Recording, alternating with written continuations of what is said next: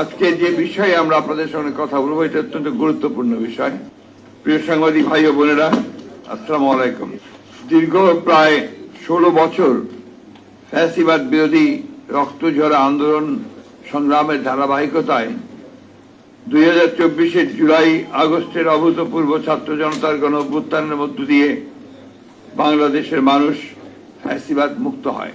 গণ অভ্যুত্থানের আকাঙ্ক্ষা অনুযায়ী সাম্য, মানবিক মর্যাদা, সামাজিক ন্যায় বিচার ভিত্তিক এবং বৈষম্যহীন একটি শক্তিশালী গণতান্ত্রিক রাষ্ট্র বিনির্মাণের প্রত্যাশা পূরণের জন্য দেশের জনগণ অপেক্ষমান। ফ্যাসিবাদ উত্তর রাষ্ট্র সংস্কার নিয়ে নানা প্রস্তাব আর মতামত উঠে এসেছে সংস্কার কমিশনের রিপোর্টের মাধ্যমে, যার মূল ভিত্তিতে আলোচনা করেছে বিএনপি 31 দফা রাষ্ট্রীয় কাঠামোর গণতান্ত্রিক সংস্কারের প্রস্তাবের মধ্য দিয়ে গণঅভ্যুত্থানের অনেক আগে 2023 সালের 13 জুলাই আমাদের সংগ্রামের সময়। এক্ষণে গণতান্ত্রিক শক্তি সময়ের অন্তর্ভুক্তিমূলক বৃহত্তর ঐক্যের মাধ্যমে সংস্কার প্রস্তাব সমূহ গৃহীত বাস্তবায়ন করা আবশ্যক। জনপ্রত্যাশা অনুযায়ী সংস্কার প্রস্তাবগুলো সাংবিধানিক ও আইনি ভিত্তি প্রদানের জন্য একটি নির্বাচিত সংসদই কেবল উপযুক্ত ফোরাম।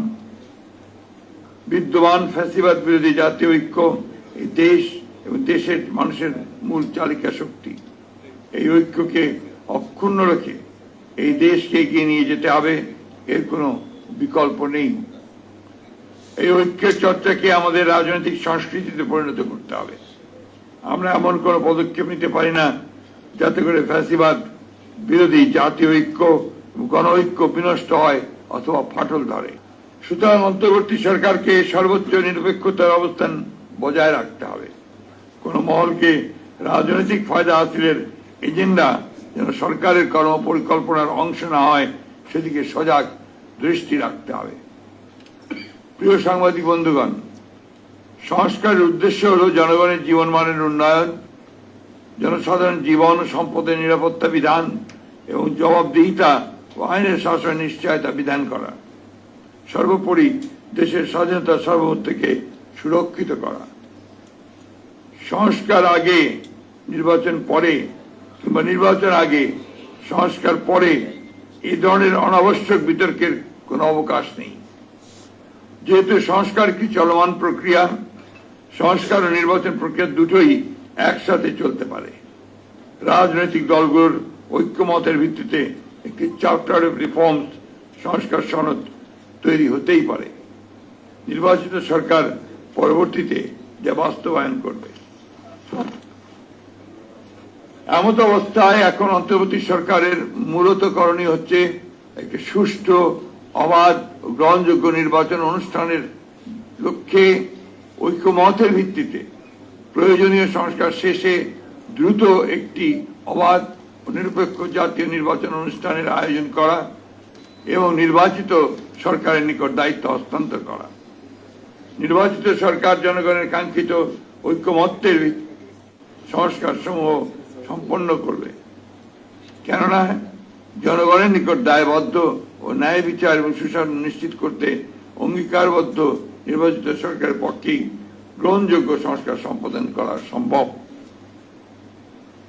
অন্তর্বর্তী সরকারের কোন কোন উপদেষ্টা ক্ষমতায় থেকে রাজনৈতিক দল গঠন প্রক্রিয়ায় প্রত্যক্ষ পরোক্ষভাবে জড়িত থাকায় জনমনের সংশয়ের সৃষ্টি হয়েছে। এই প্রক্রিয়ায় প্রশাসন যন্ত্রকে ব্যবহার করার নানা প্রকার লক্ষণ ও প্রমাণ ক্রমেই প্রকাশ পাচ্ছে, যা দেশ ও গণতন্ত্রের জন্য মোটেই সুখকর নয়। প্রিয় সাংবাদিক ভাই ও বোনেরা, জাতীয় ঐক্যমত্য কমিশন কর্তৃক প্রেরিত স্প্রেডশিটে যে অপশন পছন্দগুলোর ঘরে ঠিক চিহ্ন দিতে বলা হয়েছে, তাতে একটি বিষয়ে প্রতিবাদ হয়েছে যে বিষয়গুলো প্রস্তাব আকারে আসতে পারত তা প্রস্তাব না রেখে লিডিং কোশ্চেনের আকারে হ্যাঁ বা না উত্তর দিতে বলা হয়েছে। যেমন প্রস্তাবগুলো গণপরিষদের মাধ্যমে বাস্তবায়ন চাই কিনা হ্যাঁ বা না বলুন, কিন্তু প্রথমে সিদ্ধান্ত আসতে হবে যে গণপরিষদের প্রস্তাবে আমরা একমত কিনা। একইভাবে গণভোট ও গণপরিষদ এবং আইনসভা হিসাবে নির্বাচিত সংসদের মাধ্যমে প্রস্তাবগুলো বাস্তবায়ন চাই কিনা ইত্যাদি হ্যাঁ বা না বলুন। সংবিধানের প্রস্তাবনার প্রিয়েম্বল মতো অতি গুরুত্বপূর্ণ বিষয় সংস্কার কমিশনের সুপারিশে থাকলেও তাই স্প্রেডশিটে উল্লেখ করা হয়নি। স্প্রেডশিটে 70টির মতো প্রস্তাব উল্লেখ করা হলেও মূল প্রতিবেদনে সুপারিশের সংখ্যা প্রায় 123টির মতো। একইভাবে নির্বাচন ব্যবস্থা সংস্কার কমিশনের মূল প্রতিবেদনের 150টির মতো সুপারিশ তুলে ধরা হলেও স্প্রেডশিটে মাত্র 27টি বিষয় উল্লেখ করা হয়েছে, তার মধ্যে অধিকাংশই সংবিধান সংস্কারের সাথে সংশ্লিষ্ট।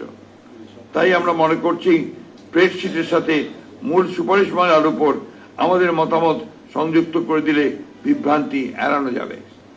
জাতীয় ঐকমত্য কমিশনের স্প্রেডশিটের অবস্থা এবং কমিশন সদস্যদের বিভিন্ন সময়ের বক্তব্য ও বিশেষ কয়েকটি রাজনৈতিক দলের বক্তব্য বিবৃতির মধ্যে মিল পাওয়া যায়, যাতে জনমনে প্রশ্নের জন্ম দিতে পারে যে সকল বিষয়গুলো যেন একটি পূর্ব নির্ধারিত কর্ম পরিকল্পনার অংশ, যা গণতন্ত্রের স্বার্থের পক্ষে কিনা সেটা বলা মুশকিল।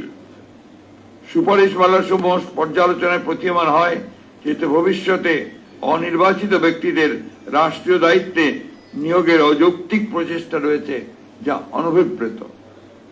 প্রিয় সাংবাদিক ভাই ও বোনেরা, সুপারিশমালায় সাংবিধানিক কমিশন সহ এনসিসি নতুন বিভিন্ন কমিশনের প্রস্তাব করা হয়েছে। এই সমস্ত কমিশনের এখতিয়ার কর্মকাণ্ডের যে বর্ণনা দেওয়া হয়েছে তাতে মনে করার যথেষ্ট কারণ রয়েছে যে আইন বিভাগ ও নির্বাহী বিভাগকে যথাসম্ভব আন্ডারমাইন করা এবং ক্ষমতাহীন করাই উদ্দেশ্য, যার ফলশ্রুতিতে একটি দুর্বল ও প্রায় অকার্যকর সরকার ব্যবস্থা প্রতিষ্ঠিত হবে। রাষ্ট্রের গণতান্ত্রিক চরিত্র জনগণের মালিকানার প্রতিফলন হয় নির্বাচিত সংসদ এবং জনপ্রতিনিধিদের মাধ্যমে, কিন্তু সংবিধান ও নির্বাচন ব্যবস্থা সংস্কার কমিশনের সুপারিশ সমূহ পর্যালোচনা করলে প্রতীয়মান হয় যে রাজনীতিবিদরা অপাঙ্ক্তেয় এবং নির্বাচিত লোকদেরই দেশ পরিচালনার সুযোগ সৃষ্টি করাই শ্রেয়। জনগণের গণতান্ত্রিক ঐতিহ্য, কৃষ্টি এবং সংস্কৃতি, ধর্মবোধ এই বিষয়গুলোকে গুরুত্ব দিয়েই বিভিন্ন সংস্কার ও সাংবিধানিক সংশোধনী প্রণীত হওয়া বাঞ্ছনীয়। ফ্যাসিবাদ বিরোধী জাতীয় ঐক্যকে সমুন্নত রেখে দীর্ঘ প্রায় 16 বছরের ফ্যাসিবাদ বিরোধী গণতান্ত্রিক আন্দোলন ও জুলাই গণ অভ্যুত্থানের শহীদদের স্বপ্ন ও আকাঙ্ক্ষা অনুযায়ী একটি বৈষম্যহীন রাষ্ট্র ও সমাজ ব্যবস্থা প্রতিষ্ঠা করাই বর্তমান সময়ের সর্বোচ্চ অগ্রাধিকার। বৃহত্তর জাতীয় ঐক্যমত্যের ভিত্তিতে একটি শক্তিশালী গণতান্ত্রিক রাজনৈতিক সরকার প্রতিষ্ঠার জন্য আমাদের সকল প্রকার প্রচেষ্টা পরিচালিত হবে, এটাই জাতীয় প্রত্যাশা।